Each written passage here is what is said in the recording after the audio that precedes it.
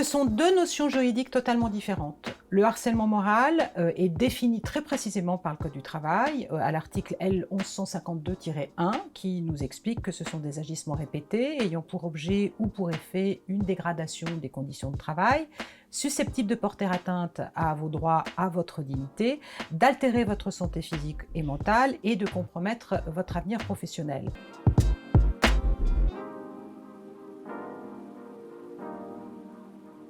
Les salariés qui sont victimes de harcèlement moral sont protégés en tant que tels. Ça veut dire qu'ils ne peuvent pas être licenciés parce qu'ils se sont plaints d'une situation de harcèlement moral et s'ils sont licenciés pour cela, leur licenciement est nul. Par ailleurs, des salariés qui sont victimes de harcèlement moral et qui sont ensuite licenciés pour inaptitude, eh bien, leur licenciement est de la même manière considéré comme un licenciement nul car procédant d'une situation de harcèlement. Et ce licenciement, la nullité de ce licenciement entraîne l'allocation de dommages et intérêts qui sont hors barème Macron, le barème ne s'applique pas et les dommages et intérêts sont au minimum de 6 mois de salaire, mais ils sont naturellement, ils peuvent être bien supérieurs au regard de l'ancienneté des salariés. Et puis, par ailleurs, un salarié victime de harcèlement moral a droit à des dommages et intérêts pour le préjudice qu'il a subi du fait du harcèlement en tant que tel et indépendamment de la rupture de son contrat de travail. Donc ce sont des contentieux qui aboutissent à une indemnisation importante au regard donc du préjudice subi du fait de ce harcèlement qui est en plus qui est une infraction pénale.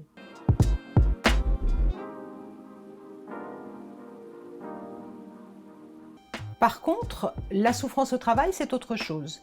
Il n'y a pas de définition spécifique de souffrance au travail et ça recouvre en fait toutes les situations de burn-out, en fait, de syndrome d'épuisement professionnel, de surmenage. C'est un conflit que l'on ressent avec un collègue, avec un hiérarchique, qui ne sont pas des situations répétées, qui ne sont pas nécessairement du harcèlement moral, mais qui vous font souffrir et qui font que vous allez au travail en étant mal à l'aise et vous vous sentez mal sur votre travail. Donc, vous souffrez dans le cadre de votre travail et à ce titre, vous avez droit à une protection.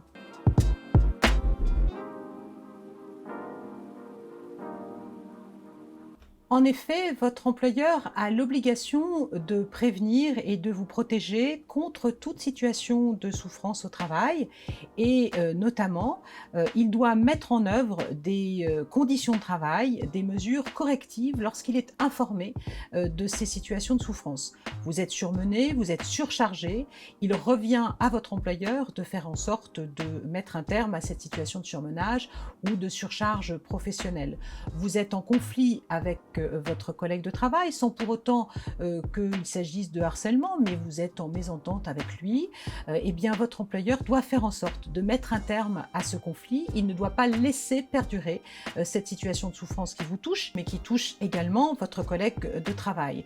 Donc l'employeur doit réagir et s'il ne réagit pas, eh bien votre employeur engage sa responsabilité avec la possibilité pour vous de demander des dommages et intérêts pour le préjudice que vous avez subi du fait donc de cette situation de souffrance pour laquelle vous aviez alerté votre employeur et pour laquelle il n'a pas réagi. Et puis, si cette situation de souffrance dégénère en arrêt maladie et que vous êtes déclaré inapte, eh bien, vous pourrez demander à faire requalifier votre licenciement pour inaptitude en un licenciement sans cause réelle et sérieuse. Alors, dans ce cas, le barème Macron devra s'appliquer puisque ça n'est pas un licenciement nul pour harcèlement, c'est un licenciement nul pour inaptitude ayant pour origine une faute de l'employeur puisqu'il n'aura pas réagi à la situation de souffrance que vous aviez dénoncée. Donc on peut parfaitement être en situation de souffrance au travail sans être harcelé. Ce sont deux notions totalement différentes et qui sont indemnisées de manière distincte par les juridictions.